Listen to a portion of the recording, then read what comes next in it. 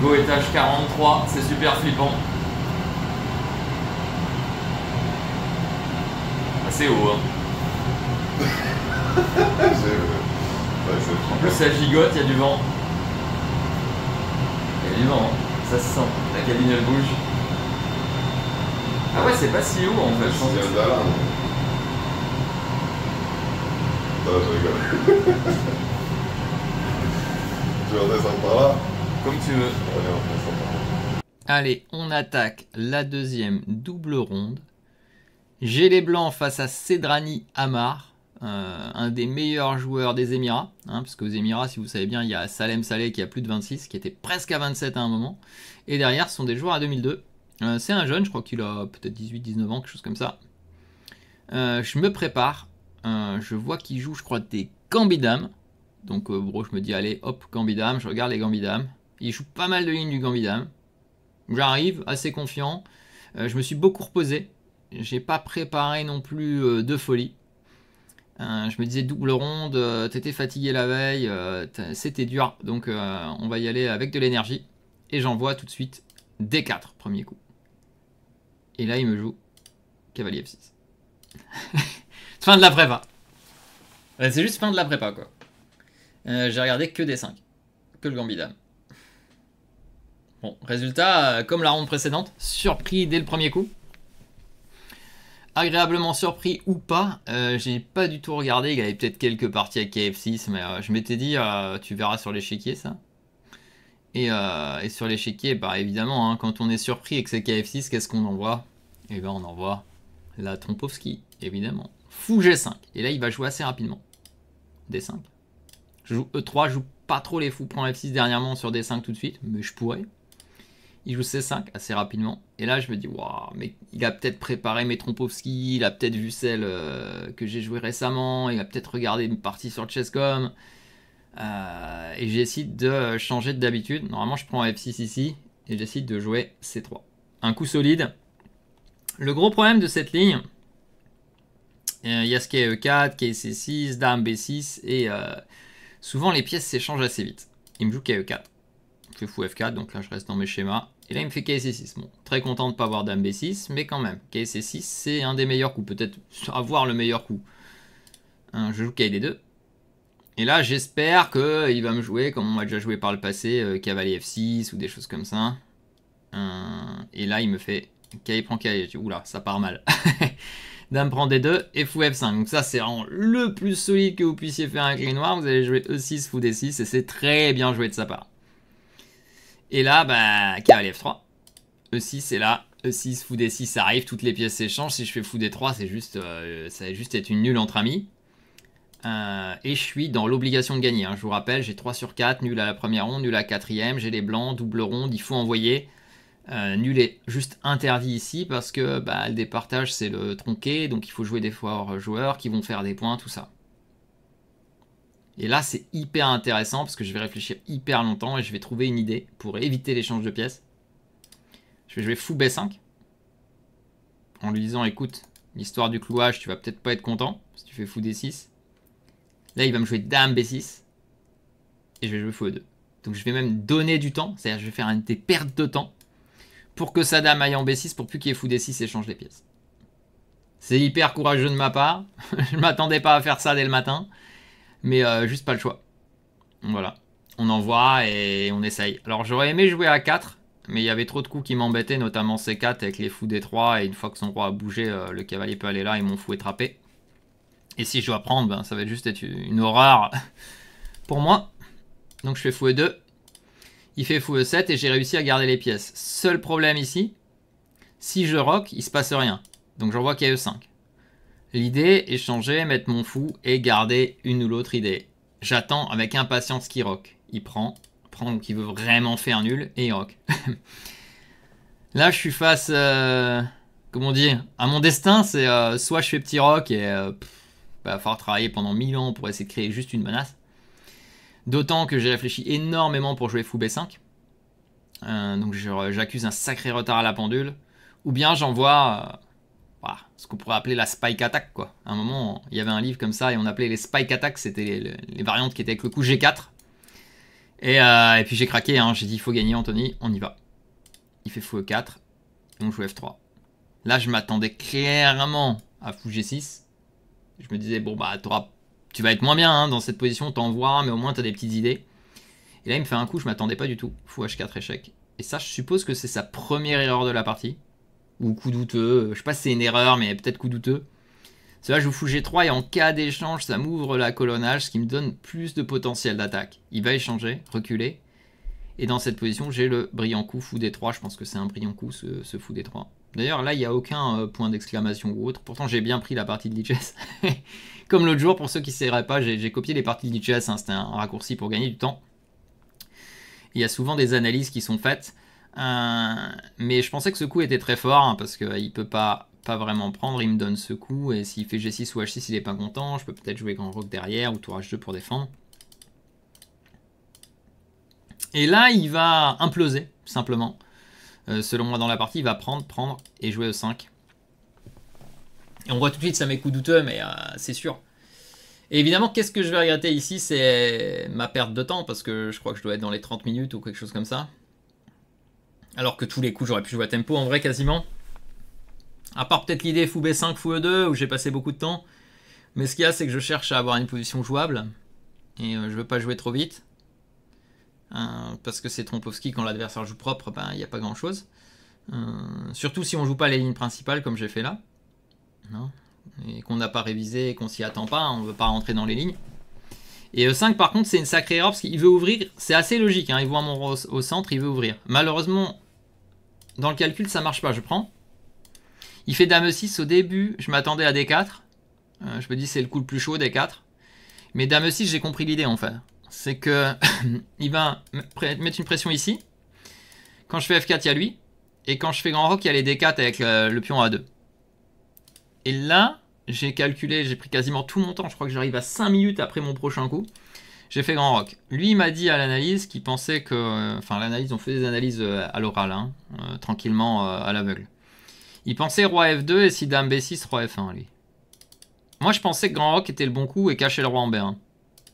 Il fait D4 et roi B1.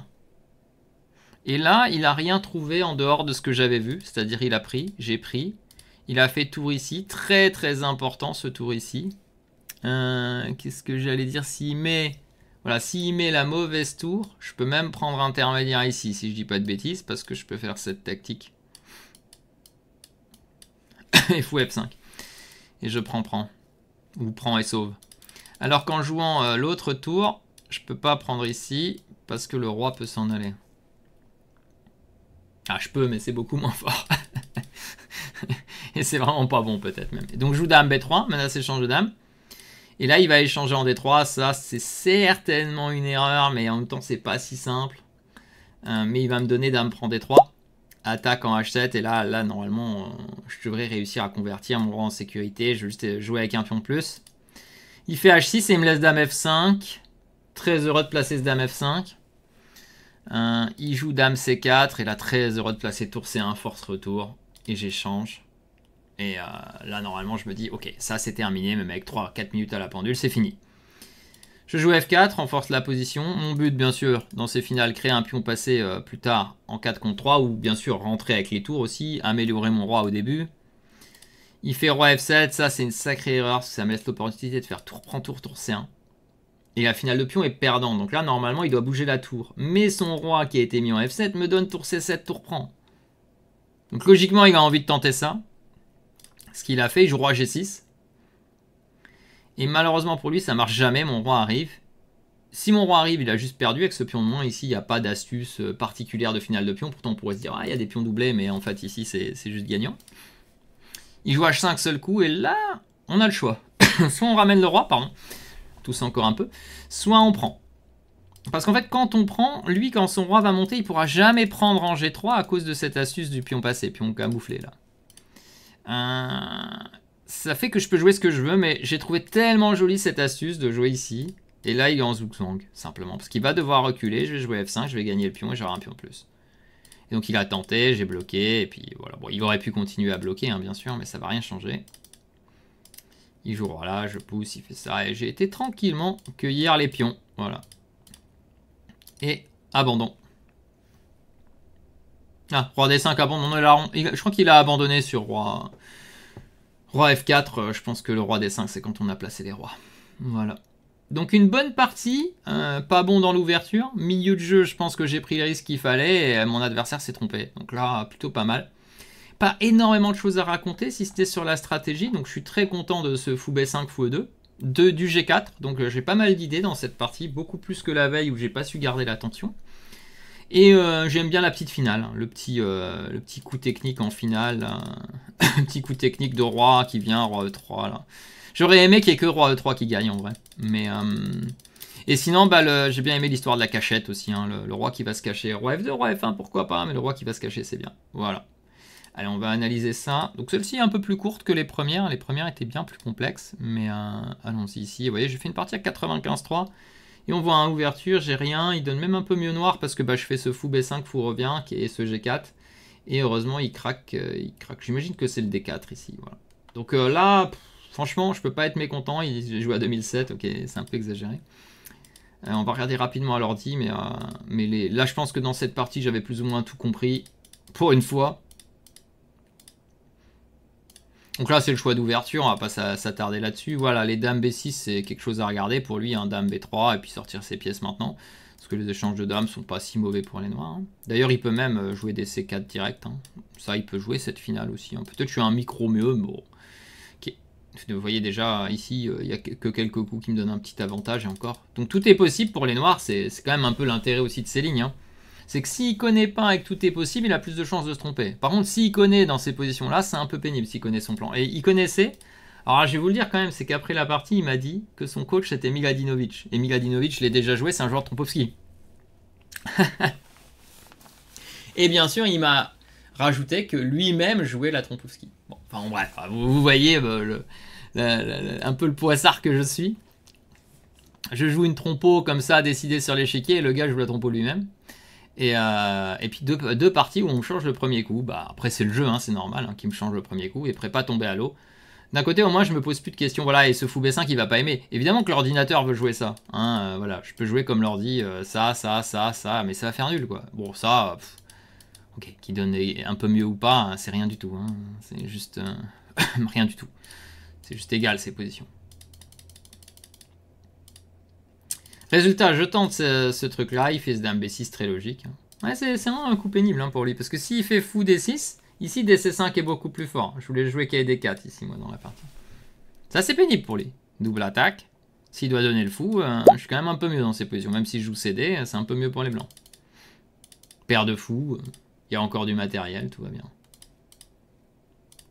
Ouais, et là, c'est juste 0. Hein. Le coup normal, c'est rock, mais je veux pas faire nul. Donc là, je fais des mauvais coups, mais intentionnellement. Voilà, et là, bon, si je fais rock, c'est juste... Ok, il lui donne même beaucoup mieux. Vous voyez, moi, je pensais rock, on ferait une nulle tranquille, mais l'ordi, il est optimiste. Il dit, écoute, je vais bouger ma dame, je vais te pousser les pions. Ok, peut-être l'ordi a raison. Hein. Bon, après, il n'y a pas de raison ici de pas jouer G4. Hein. C'est quand même toute l'idée. Hein. Voilà, et là, fou G6, c'est critique. Hein. J'aurais joué H4. Hein. Ma variante principale, c'était ça, et fou G3, et je me disais, ok, je trouverais bien quelque chose. Visiblement, il dit qu'H6 c'est très fort. Hein. Parce que oui, des fois, je peux jouer H5, H6, affaiblir son roi. Bon, voilà, ça c'est le... On parle des plans, mais on va pas aller voir les lignes d'ordi. Ouais, ça c'est l'erreur. Mais c'est quand même égal. Fou des 3 bons coups, je pense que là, je mérite un petit point d'exclamation. Même si on est d'accord, peut-être, il y avait la question de jouer F4 d'abord pour éviter E5. Mais si E5 est une erreur, il n'y a pas de raison de l'éviter. Et G5 pour éviter peut-être les F6. Ça, c'est peut-être le coup à regarder quand même, ça. Mais je pensais que c'était meilleur coup. Oui, et voilà, la ligne principale, c'est quand même ça, hein, visiblement. Et F5, ok, ça, j'ai même pas regardé pendant la partie. Je pensais que G5, non, pas G5, parce que là, il y a menace. Ici, c'était quoi que j'avais prévu? Grand Rock, je crois. Ou j'ai même pas regardé F5? C'est possible, hein. Parce que F5, en fait, c'est pas le coup qu'on regarde en priorité, parce qu'on se dit, il menace pas de prendre et je peux faire ce que je veux. Mais peut-être que Grand Rock est pas bon, non? Ok, Grand Rock doit être bon. Si c'est C4 le coup, personne va jouer C4 avec la peur de la colonnage, tout ça. Ok, ça c'est vraiment si le gars est hyper fort et il voit que B5, A5, ça va être plus fort que tout ce que je peux menacer avant. Ok, si le mec est fort, il me trouve ça. Ouais. Ok, j'ai pas pensé à ça. En vrai, je voulais pas tout regarder parce que si je regarde tout, j'y vais pas. Hein. Dans les G4, si je regarde tout, j'y vais jamais. Hein. Ouais. C'est sûr que j'y vais jamais. Heureusement. Et première erreur de la partie, vraie erreur après que fou H4, petite impression. Et là, E5, grande erreur. Ouais, ok, ici c'est sûr maintenant que ça c'est beaucoup moins fort. Hein. Maintenant, Grand Rock, c'est sûr c'est plus la même. Hein. J'ai la pression sur ce pion E, c'est sûr c'est plus la même partie. Ouais, et D4 ça réfutait comment? Moi j'avais vu, ouais, fou G6, c'est ça. Il est obligé de prendre. F prend, forcé quasi. Et CD, ouais. Ouais, ça c'était quand même un peu tendu. Hein. Ça c'était en pratique jouable pour lui peut-être, même si peut-être il n'y a pas d'idée derrière. Ok. En tout cas, Dame 6 c'était bien joué. Et il parle de roi F2, mais je pense que Grand Rock est le meilleur coup en pratique, hein, quoi qu'il arrive. Ah, il aime pas mon roi B1. Ah, c'est marrant ça. Je pensais que roi B1 c'était le meilleur coup. Fou G6, FG6, ouais j'avais vu ça. Ah, wow, ok, mais tout laisser en prise comme ça quand j'ai pas de temps, c'est pas possible. Hein. Surtout celle-là, je comprends pas.